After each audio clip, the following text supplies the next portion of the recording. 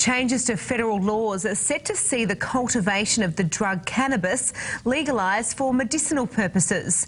The state government supporting the breakthrough, campaigners now urging authorities to fast-track the process for local patients. Medicinal marijuana poised to be readily available to patients under planned amendments to the Narcotic Drugs Act. And although the state government has been skipping around the issue for months, the minister says the change will be a positive step.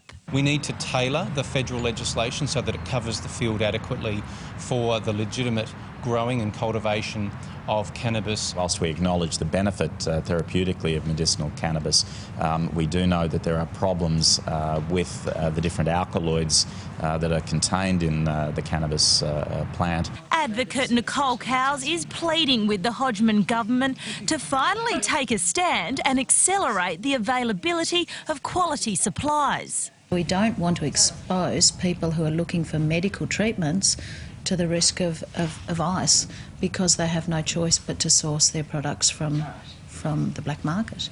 Nicole has been administering daughter Alice with liquid cannabis for 2 years, significantly reducing the onset of seizures.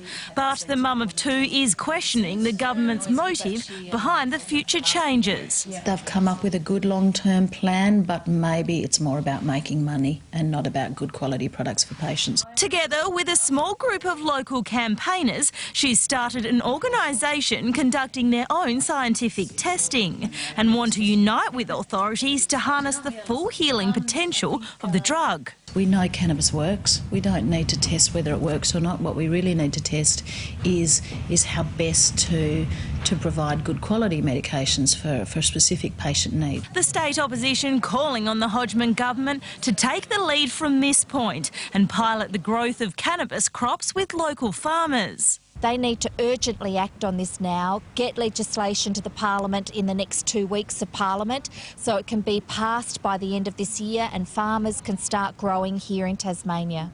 Katelyn, Southern Cross News.